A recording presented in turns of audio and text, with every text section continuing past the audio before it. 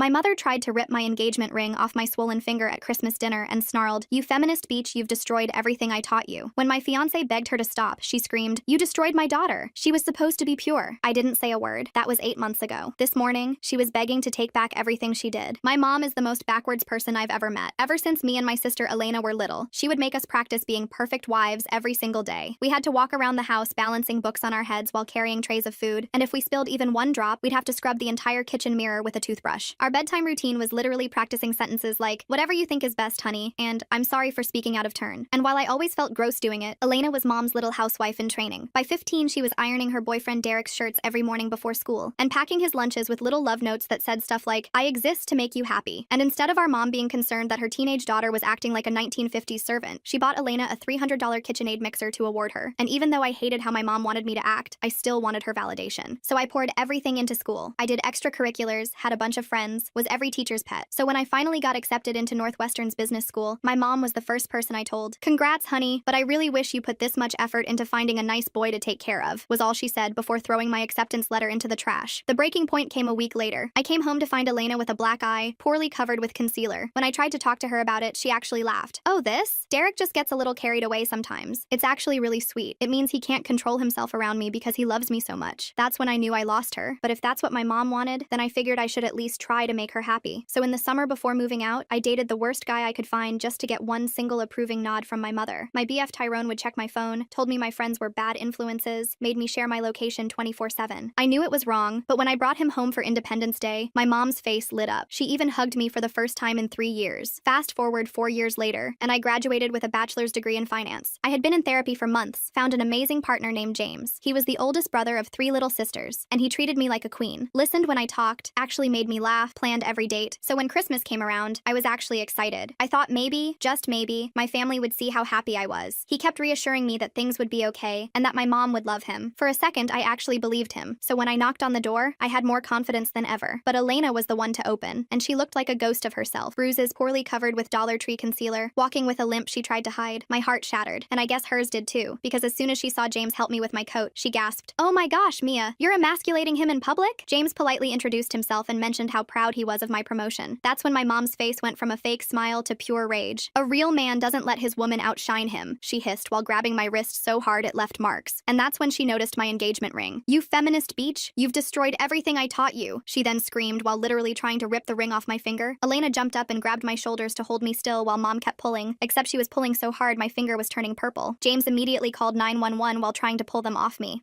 I figured by this point my parents would realize they were assaulting me, but no, my mom grabbed a kitchen knife and lunged at James. "You destroyed my daughter. She was supposed to be pure." Meanwhile, my finger felt like it was being torn off and I couldn't stop screaming. Luckily, the cops arrived fast, and by the time the paramedics checked me out, my finger was dislocated and deeply cut from the ring being forced off. By the time the substances wore off, I was furious. My mom kept calling me. James was telling me he's sorry for embarrassing me and asking me if I was sure I still liked him. But all the noise around me simply came in one ear out the other, because I was going to have a relationship with James, and I was going to make my family back off. And make my family back off I did. I blocked every single number. Mom, Elena, even distant relatives who might pass messages. James helped me change all my passwords and set up new email accounts. My hands shook as I deleted years of photos from my phone, but each deletion felt like cutting a rope that had been strangling me. The first week was quiet, too quiet. I threw myself into work, staying late at the office to avoid thinking about what happened. My finger still throbbed where the ring had been forced off, and James bought me a simple chain to wear it on until the swelling went down. My coworkers noticed the bandage, but I just said kitchen accident and changed the subject. Then Thursday morning, my boss McCatherine called me into her office. She had this weird expression, like she'd eaten something sour. "Mia, I received a concerning call about you yesterday. Your mother claims you stole family heirlooms worth thousands of dollars." My stomach dropped. I gripped the armrest of the chair until my knuckles went white. "That's not true. I haven't taken anything from them." She also mentioned you might be having some mental health challenges, said you've been acting erratically, that your boyfriend is controlling you. McCatherine leaned back in her chair, studying me. "Now, I've worked with you for 2 years. This doesn't sound like you, but I had to ask." I pulled out my phone with trembling fingers and showed her the police report from Christmas. Her eyes widened as she read about the assault, the dislocated finger, the knife. "I'm trying to get a restraining order. She's lying because I cut contact." McCatherine's face softened. "I'm sorry you're dealing with this. But Mia, she called 3 times yesterday. My assistant fielded 2 more calls this morning. If this continues, it could affect your promotion review." I left her office feeling sick. 3 years I'd worked for that promotion. 3 years of 60-hour weeks, perfect presentations, bringing in new clients, and my mother was trying to destroy it with a few phone calls. James was waiting in the parking lot with coffee and my favorite sandwich. He'd started doing that, showing up when he knew I'd need support. "How bad?" he asked as I I slumped into the passenger seat. She's calling my work, making up lies about theft and mental problems. I took a shaky sip of coffee. McCatherine believes me for now, but if this keeps up, we're filing harassment charges today, James said firmly. My sister Ashley works at a law firm. She can help us figure out the paperwork. Ashley turned out to be a godsend. She was the middle sister, sharp as a tack with wild curly hair and a no-nonsense attitude. She sat us down at her kitchen table that evening with a stack of forms and a recorder. Document everything. Every call, every contact attempt, every lie. We're building a paper trail. I spent hours writing out dates and incidents while Ashley organized everything into neat folders. James sat beside me, occasionally squeezing my shoulder when my hand cramped from writing. By the time we finished, we had 20 pages of documentation going back years. This is good, Ashley said, scanning through everything. Shows a clear pattern of escalation. We'll file first thing tomorrow. But my mother escalated faster than we could file paperwork. Saturday morning, I woke to pounding on our apartment door. Not knocking, pounding. James checked the peephole and immediately pulled me back into the bedroom. Stay here. It's the police. My heart hammered as he went to answer. I could hear muffled voices. Then James saying loudly, no, she's not being held against her will. This is harassment. I threw on clothes and walked out to find 2 officers in our living room. The older one looked tired, like he'd dealt with this too many times. Ma'am, we received a report that you're being held hostage by your boyfriend. Your mother says he's abusing you. She's lying. My voice came out steadier than I felt. I have a police report from where she assaulted me on Christmas. She dislocated my finger trying to rip off my engagement ring. I showed them the report, the photos of my injured hand, the documentation Ashley helped us prepare. The officers exchanged looks. The younger one actually sighed. Third wellness check this week that turned out to be family drama. Ma'am, you might want to consider a restraining order. We're working on it, James said. After they left, I couldn't stop shaking. James made tea while I sat on the couch, wrapped in the blanket his grandmother had made. She told our neighbors I'm abusing you. Mrs. Chen was watching through her peephole when the cops came. The next few days blurred together. More calls to my work, more police visits. My mother had apparently made friends with several neighbors, spinning tales about her poor daughter trapped by a controlling man. Mrs. Chen started avoiding me in the hallway. The guy from 3B asked James if everything was okay at home, with this look like he was ready to throw hands. Then Elena started calling. Not my number. She knew I'd blocked her. She called James's phone, leaving voicemails that he'd play for me with the volume low. Mia, this is all your fault. Derek left me. He said our family is too much drama, that it makes him look bad. You ruined everything. If you just played along, none of this would have happened. Her voice sounded slurred in the messages, like she'd been drinking. You think you're so much better than us with your fancy degree and your feminist boyfriend, but you're going to end up alone, just like me. Derek was the only man who ever loved me, and you drove him away. I wanted to scream that Derek was an abuser, that she was better off without him, but what was the point? She'd made her choice long ago. The harassment charges were filed on a Tuesday. Ashley walked us through every step, making sure we had copies of everything. The clerk at the courthouse looked at our stack of evidence and whistled low. This is thorough. Good job documenting. But filing charges just made my mother more creative. Thursday afternoon, McCatherine called me in again. This time, she looked genuinely concerned. Mia, I need to tell you something. Your mother has been calling other departments. She told accounting you embezzle. She told HR you sell substances in the parking lot. She even called our biggest client claiming you've been stealing their data. I sank into the chair, feeling like the floor had dropped out. I'm so sorry. I have harassment charges filed. I'm trying to stop her. I know. I've spoken to legal and they're aware of the situation. But Mia, she paused, choosing her words carefully. The promotion committee meets next week. This kind of disruption, even though it's not your fault, it doesn't look good. I left work early, sitting in my car in the parking lot trying not to cry. 3 years of work, about to be destroyed because my mother couldn't accept that I wanted a different life. When I got home, James was on the phone with Ashley. His face was grim. She started telling people in your hometown that you joined a cult. My mom just got a call from her hairdresser asking if it's true that I'm a cult leader who brainwashed you. I laughed, but it came out hysterical. A cult? That's her explanation for me not wanting to be abused? Apparently feminism is the cult, Ashley said through speakerphone. She's telling everyone you've been indoctrinated by radical feminists at college and James is your handler or something. The calls kept coming. The lies got wilder. My mother claimed I was on substances, that I was pregnant with another man's baby, that James was forcing me into prostitution. Each story was more outrageous than the last, but people listened. People always listen to a crying mother worried about her daughter. My promotion review was pushed back indefinitely. McCatherine tried to be supportive, but I could see the strain in her face every time my mother's calls disrupted the office. Security had to start screening calls. The receptionist began recognizing my mother's voice and hanging up immediately. Then came the wedding planning. James and I had decided on a simple courthouse ceremony. After everything with my family, a big wedding felt like inviting disaster. We picked a date 3 months out, filed the paperwork quietly, and told only his sisters and a few close friends. But somehow, my mother found out. I was at work when Ashley called, her voice tight with anger. Mia, does your mother have a cousin who works at City Hall? Because someone just told her about your marriage license application. My blood ran cold. Cousin Thon, he works in records. Well, Cousin Thon just became an accessory to harassment. Your mother knows your wedding date, time, and location. James picked me up from work early. We drove straight to the courthouse to see if we could change the date, but the clerk shook her head. You'd have to reapply, pay new fees, wait another 3 days, and if someone's already checking records, they'll just find the new date too. We sat in the courthouse lobby, trying to figure out options. Eloping to Vegas felt like running away. Having security at a courthouse wedding felt insane. But what choice did we have? We stick to the plan, James said finally. Let her show up. Let her make a scene. More evidence for the restraining order. But I knew my mother. A scene was exactly what she wanted. The weeks weeks leading up to the wedding were a special kind of hell. The police visits increased. My mother had perfected her concerned mother act, showing up at our apartment complex at all hours to tell anyone who'd listen that her daughter was in danger. The property manager started sending us warnings about disturbances. Elena's voicemails got nastier. You know Derek's brother Brandon is single? Mom thinks he'd be perfect for you. A real man who knows how to keep a woman in line, not like that pathetic excuse you're with. I played the message for Ashley during one of our legal prep sessions. She shook her head in disgust. Save everything. The judge needs to hear how they talk about you. Work became my only escape, but even that was tainted. I'd catch coworkers whispering, see the pitying looks when they thought I wasn't watching. My mother had called so many times that everyone knew my business. The drama girl with the crazy family. 2 weeks before the wedding, James's parents offered to let us stay with them. Just until things calmed down, his mom O'Catherine said gently, you both look exhausted. We packed essentials and moved into their guest room. It felt like hiding, but at least the police couldn't find us there for wellness checks. At least my mother couldn't pound on the door at 3 a.m., but she found other ways. My work email started getting flooded with responses to job applications I hadn't sent. Apparently, I'd applied to every adult entertainment venue in the city. The emails were explicit, asking about my experience and willingness to perform. It had to get involved to trace the source. The applications came from an IP address registered to your childhood home, the IT guy told me quietly. Might want to change all your passwords again. James helped me lock down everything. New passwords, two-factor authentication, security questions my mother couldn't guess. But the damage was done. People at work looked at me differently now, wondering what kind of person attracts this level of drama. A week before the wedding, McCatherine called me in one last time. Mia, I'm going to be straight with you. The promotion is off the table for now. Not because of your performance, but the board feels this situation has become too disruptive. Maybe next year, once things have calmed down. I nodded, not trusting myself to speak. 3 years of work, gone, because my mother couldn't accept that I didn't want to be abused. James held me that night while I cried angry tears into his chest. His sisters surrounded us, Ashley reviewing legal documents while the youngest, Victoria, made endless cups of tea. They'd become the family I'd always wanted, supportive and kind and normal. We could postpone the wedding, James suggested gently. Wait until the restraining order goes through. No, I wiped my eyes, feeling something harden inside me. She's taken my promotion. She's not taking this too. The morning of our wedding dawned gray and drizzly. Perfect weather for what was about to happen. Ashley had arranged for courthouse security to be on alert. James's parents and sisters would be our only guests, our witnesses to whatever chaos my mother had planned. We arrived early, going through security and finding our assigned courtroom. Every footstep echoed in the marble hallway. Every opening door made my heart race. But for 20 minutes, nothing happened. Just us and the people who actually loved us, waiting for our turn with the judge. Then the doors burst open. My mother stormed in wearing her best church dress, the one she saved for trying to impress people. Behind her was Elena, glassy-eyed and unsteady, and a man I'd never seen before who must have been Brandon. He looked like Derek, but softer, like someone had put Derek's face on a teddy bear. Stop this blasphemy right now. My mother's voice echoed off the walls. My daughter is clearly not in her right mind. Security moved immediately, but my mother was faster. She grabbed my arm, nails digging in through my sleeve. Mia, baby, this isn't you. This man has poisoned your mind. Brandon here is willing to forgive everything, to take you back to the right path. Brandon stepped forward with this rehearsed smile. Hi, Mia. Your mother's told me so much about you. I think we could be really happy together. I know how to handle a strong-willed woman. James moved between us, his voice deadly calm. Let go of her. Now. You shut your mouth. My mother whirled on him. You're not man enough for my daughter. You let her work. Let her think she's equal. Brandon knows a woman's place. Security finally reached us, pulling my mother back. She fought them, screaming about brainwashing and cults and feminism destroying families. Elena stood there swaying, occasionally adding slurred comments about real men and proper wives. Ma'am, you need to leave, the security guard said firmly. You're disrupting court proceedings. I'll contest this marriage, my mother shrieked as they dragged her toward the door. She's mentally incompetent. Feminism has poisoned her mind. This isn't legal. The doors closed on her threats, but we could still hear her screaming in the hallway. The judge, who'd watched the whole thing with raised eyebrows, cleared his throat. Would you like a few minutes? No, I said, surprising myself with how steady my voice was. We'd like to get married now. The ceremony was short and sweet. James's family cried happy tears while we exchanged rings, the same rings my mother had tried to destroy. When the judge pronounced us married, I felt something inside me finally break free. Not broken, but free. We were walking out, officially married, when Ashley's phone rang. She listened for a moment, then her face went pale. That was my office. Your mother just submitted paperwork trying to get power of attorney over you. She's claiming you're mentally incompetent due to feminist indoctrination. I stopped in the middle of the courthouse lobby, feeling the weight of it all crash down. The harassment, the lost promotion, the constant attacks, and now this. My own mother trying to legally control me because I wouldn't submit to abuse. She listed Elena as a supporting witness, Ashley continued. They're claiming you need intervention before you hurt yourself or others. James's hand found mine, solid and warm and real. His family surrounded us, protective and furious on my behalf. And in that moment, I made a decision. Okay, I said, squaring my shoulders. If she wants a legal fight, she'll get one. I'm done running. I'm done hiding. She wants to prove I'm crazy? Let her try. Ashley smiled, sharp and lawyer-like. Good, because I've been documenting everything. Every call, every lie, every police visit. We're going to bury her in evidence. As we left the courthouse, officially married and ready for war, I thought about the girl I used to be. The one who practiced saying, whatever you think is best, honey, until the words felt like poison in her mouth. That girl was gone, replaced by someone who knew her worth. My mother had tried to break me. Instead, she'd helped forge me into someone stronger, someone who wouldn't apologize for existing. The war was just beginning, but for the first time, I was ready to fight. The next morning, Ashley had us in her office by 8 a.m. She'd pulled in favors to get an emergency consultation with her firm's senior partner, a woman named McCatherine, who specialized in family law and harassment cases. McCatherine reviewed our documentation with laser focus, occasionally making notes in the margins. Your mother's power of attorney filing is concerning but poorly executed, McCatherine said, tapping her pen against the desk. She's claiming mental incompetence based on ideological differences. No judge will take that seriously, but we need to respond aggressively. She outlined our strategy while I took notes with shaking hands. File counter documentation from my therapist. Gather character witnesses from work. Submit evidence of my academic achievements and professional success. Build an overwhelming case that I was not only competent, but thriving despite my family's interference. James squeezed my hand under the table. What about the harassment at her workplace? Can we use that? Absolutely. In fact, it strengthens our position. McCatherine pulled out more forms. We're going to file for an emergency restraining order based on the courthouse incident and workplace harassment. The power of attorney attempt shows escalation. We spent 3 hours in that office, signing documents and providing evidence. The retainer fee made me wince. There went half my savings for the honeymoon we'd planned. But what choice did I have? That afternoon, I returned to work to find McCatherine waiting by my desk. My stomach sank. Had my mother called again? Mia, we need to talk about yesterday, she said, but her expression was softer than I expected. It finished their investigation. Your mother sent those inappropriate job applications from her home computer. We're pressing charges for identity theft and cyber harassment. Relief flooded through me. Thank you. I'm so sorry about all of this disruption. Stop apologizing. McCatherine's voice was firm. You're being stalked and harassed. HR wants to implement new security protocols. Your mother and sister are banned from the premises. If they show up, security will call the police immediately. But my mother was always 2 steps ahead. 3 days later, I was presenting quarterly reports to our biggest client when the conference room door burst open. My mother stood there in her Sunday best, Elena beside her looking hollow-eyed and desperate. There she is! My mother's voice filled the room. My poor daughter who's been brainwashed by feminists. We're here to save you, honey. The clients, 2 older men in expensive suits, looked between us in shock. I stood frozen, my presentation remote slipping from my hand. Mia needs help, Elena added, her words slightly slurred. She's been poisoned against her family, against God's plan for women. Security arrived within minutes, but the damage was done. My mother managed to shout about my mental illness and dangerous lifestyle before being dragged out. Elena stumbled after her, crying about how I'd ruined her life. The clients left immediately. The contract worth $2 million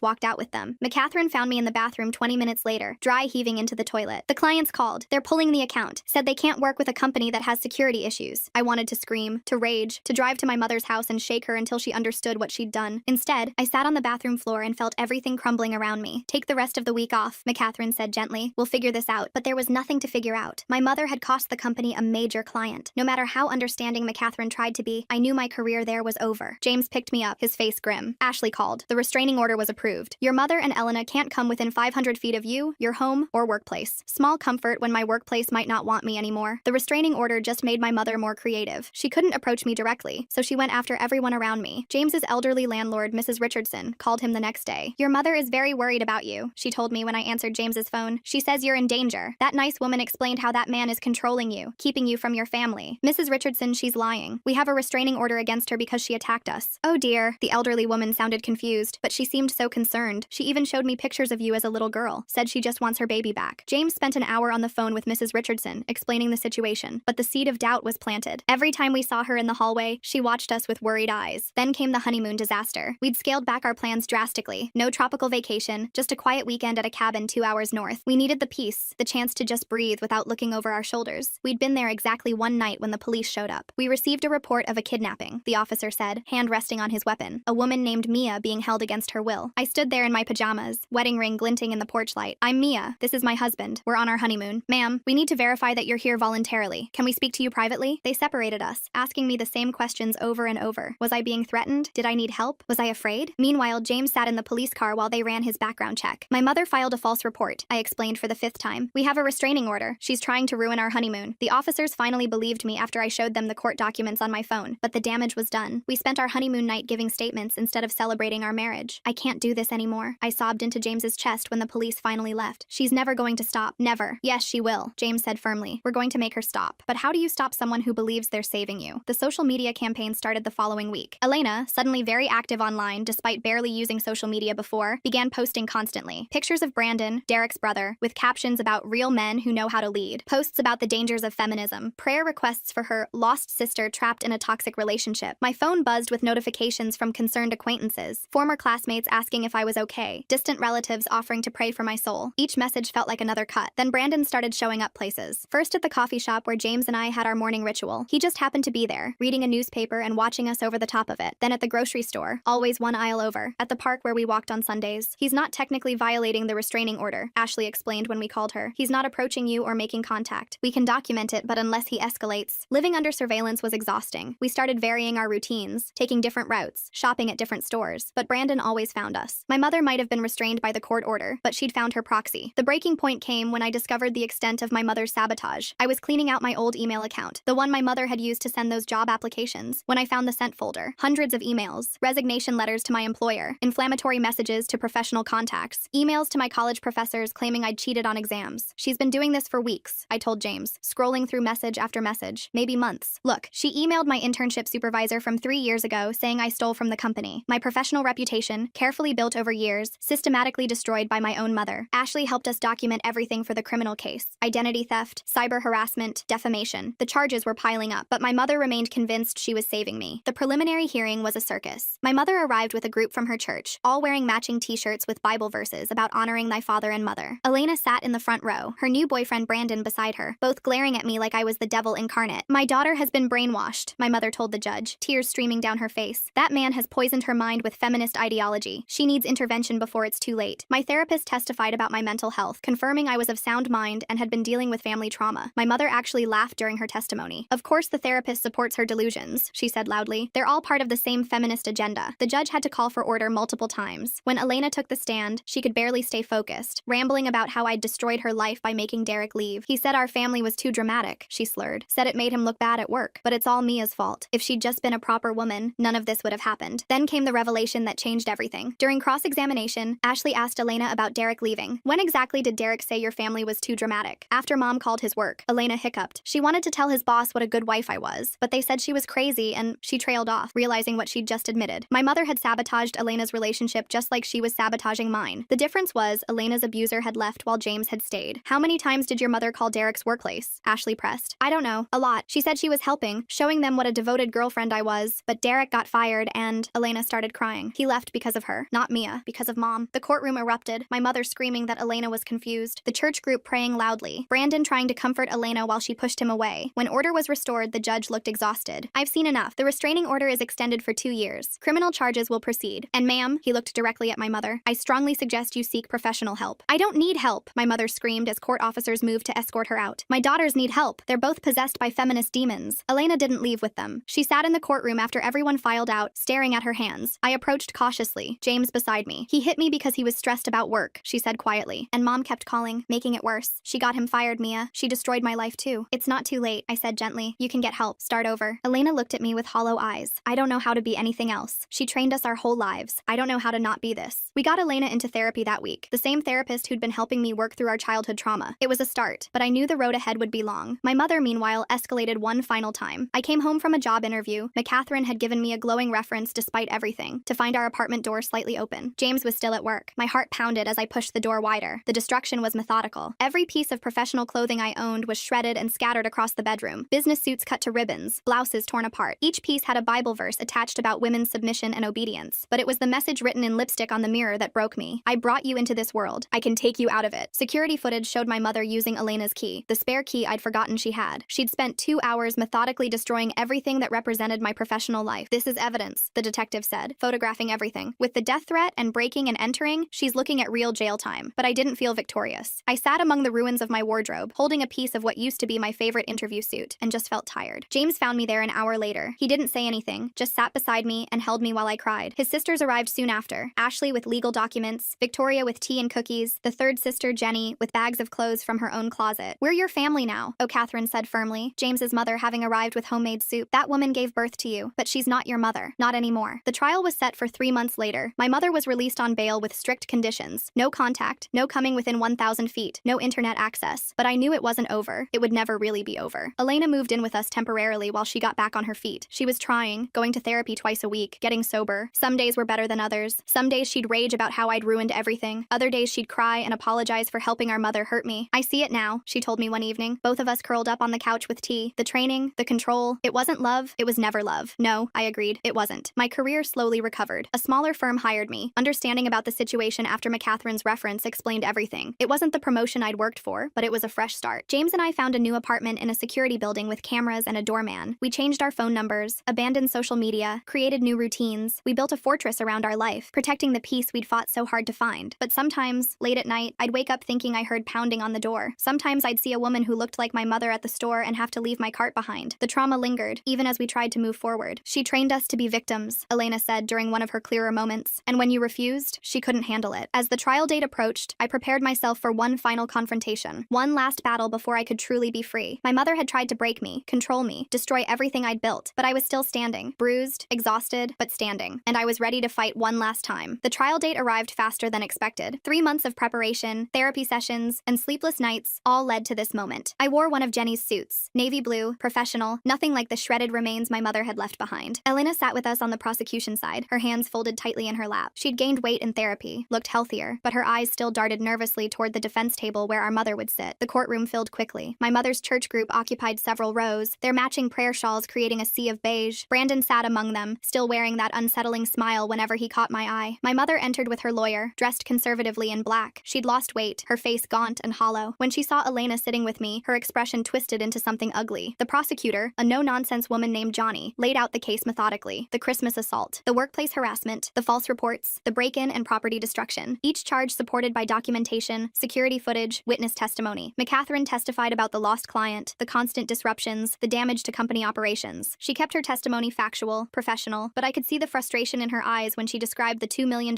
contract walking out the door. Mrs. Richardson took the stand next, explaining how my mother had approached her multiple times, crying about her kidnapped daughter. The elderly woman seemed confused by the whole situation, kept asking the judge if she'd done something wrong by listening. Then came the security footage from my apartment. The courtroom watched in silence as my mother methodically destroyed every piece of professional clothing I owned. The precision of it, the time she took attaching Bible verses to each ruined garment. When the camera caught her writing the death threat on the mirror, several jury members visibly recoiled. My mother's defense was exactly what I expected. Her lawyer painted her as a concerned parent, driven to extremes by worry for her daughter's safety. They brought character witnesses from her church, each testifying about what a devoted mother she'd always been. She just loves her daughters so much, one woman testified. Sometimes that love makes people do desperate things. But the prosecution had Elena. My sister took the stand on day 2, wearing a simple dress that covered the fading bruises on her arms. She spoke quietly at first, describing our childhood training. The books balanced on our heads, the practiced phrases of submission, the way our mother rewarded compliance and punished independence. She called Derek's workplace 17 times, Elena said, her voice growing stronger. I counted later, went through his phone records, 17 times telling his boss what a good girlfriend I was, how I ironed his shirts and packed his lunches. They fired him for the disruption. The defense attorney tried to shake her testimony, suggesting she was confused, manipulated by me, but Elena held firm. My mother didn't save me from Derek. She drove him away with her interference, just like she's trying to destroy Mia's life. The only difference is Mia found someone strong enough to stay. My mother couldn't contain herself. She stood up, pointing at Elena. You ungrateful child. I gave you everything. I taught you how to be a proper woman. The judge called for order, threatened contempt charges, but the damage was done. The jury had seen the real woman behind the concerned mother mask. I testified last. Johnny walked me through everything chronologically, letting the evidence speak for itself. When we reached the part about the destroyed wardrobe, she had me identify pieces of clothing from the evidence photos. This was my interview suit, I said, holding up a photo of navy fabric cut to ribbons. I wore it to every important meeting for 3 years. And this? Johnny held up another photo. My Northwestern graduation dress. My mother didn't attend the ceremony, but I kept the dress anyway. The defense's cross-examination focused on my radical feminist beliefs and how I'd abandoned family values. They tried to paint me as an ungrateful daughter who'd chosen career over family. Isn't it true you refused to date men your mother approved of? The defense attorney asked. My mother approved of men who controlled and monitored me. So yes, I refused. And you chose to pursue a career instead of starting a family? I chose to pursue both. I have a career and a loving marriage. They're not mutually exclusive. The jury deliberated for 6 hours. Elena and I waited in a small room with James and Ashley, drinking terrible courthouse coffee and jumping every time the door opened. My mother's church group held a prayer circle in the hallway until security made them move to the lobby. When the verdict came, I gripped James's hand so tight I probably cut off circulation. Guilty on all counts. Criminal harassment, cyber harassment, identity theft, breaking and entering, property destruction over $5,000, making criminal threats. My mother's face went white. She turned to stare at me as the judge read the sentences. 2 years for the combined harassment charges, 18 months for breaking and entering, 1 year for property destruction, 3 years for the death threat, to be served concurrently, with possibility of parole after 18 months. Additionally, the judge continued, the defendant is ordered to pay full restitution for damaged property and lost wages. The existing restraining order will be extended for 10 years upon release. They led my mother away in handcuffs. She didn't scream or cry, just stared at me with hollow eyes. The church group filtered out slowly, some crying, others muttering about injustice. Brandon lingered, approaching despite Ashley stepping protectively closer. This isn't over, he said quietly. Your mother was trying to save save you. Someone needs to continue her work. That sounds like a threat, Ashley said, already pulling out her phone. Would you like to repeat it for the police? He backed away, hands raised, that creepy smile finally faltering. The next few weeks felt surreal. My mother was actually gone, locked away where she couldn't reach me. No more wellness checks, no more workplace calls, no more looking over my shoulder. Elena struggled with guilt. Some days she'd blame herself for testifying. Other days she'd rage about the years of manipulation. Her therapist increased sessions to 3 times a week. I don't know who I am without her voice in my head, she told me one evening. Every decision I make, I hear her telling me I'm doing it wrong. Work gradually returned to normal. The whispers stopped. The pitying looks faded. McCatherine even mentioned that next year's promotion cycle looked promising, though we both knew it would take time to fully rebuild. James's family enveloped us completely. Sunday dinners at his parents' house became our new routine. His sisters included Elena in everything, teaching her that family could mean support instead of control. 6 months into my mother's sentence, I got a letter. The prison return address made my hands shake. James offered to read it first, but I needed to do it myself. It was exactly what I expected. No apology, no acknowledgement of wrongdoing, just Bible verses about honoring thy mother and warnings about my eternal soul. She'd found religion in prison, she wrote. She was praying for my salvation. I burned it in the sink, watching the edges curl and blacken. Elena watched from the doorway. Did you read it? Yeah. And? Same old mom, still trying to save my soul. Elena laughed, but it sounded hollow. At least she's consistent. The first anniversary of the trial passed quietly. Elena had moved into her own apartment by then, a small studio she decorated with plants and photos of us. She'd started taking community college classes, thinking maybe about becoming a counselor herself. I want to help other women like us, she explained, the ones who don't know they're being abused because it looks like love. Brandon eventually stopped his surveillance after Ashley filed harassment charges. He found another woman to handle, according to Elena's sources. We hoped she'd escape faster than Elena had. My career slowly rebuilt. The promotion came through eventually. Not the one I'd originally wanted, but good enough. I learned to stop apologizing for the chaos my family had brought to the workplace. McCatherine became something of a mentor, sharing her own stories of difficult family members. The difference, she told me once, is that you stood up to yours. Not everyone has that courage. James and I renewed our vows on our 2nd anniversary. A proper ceremony this time, with his family and our chosen friends. Elena was my maid of honor, still fragile but standing tall beside me. No disruptions, no drama, just love and support and normal family joy. My mother served 18 months before parole. We learned about it through official channels. The victim notification system worked exactly as designed. She'd been released to a halfway house 2 states away, part of her parole conditions. The restraining order meant she couldn't return to our city for 10 years. Elena panicked when we got the notification. Old patterns die hard, and part of her still expected our mother to show up immediately. But days passed, then weeks, then months. No contact, no violations, just blessed silence. Maybe prison actually changed her, Elena said hopefully one day. I doubted it. More likely she'd found new people to control, new daughters to save. But that wasn't my problem anymore. The last I heard, through distant relatives who still sent occasional updates, she'd joined a new church in her halfway house city. She told everyone there about her 2 daughters who'd been led astray by feminism, how she'd tried to save them and been persecuted for it, how she prayed every day for their return to righteousness. Let her pray. Let her tell her stories to anyone who'd listen. She couldn't hurt us anymore.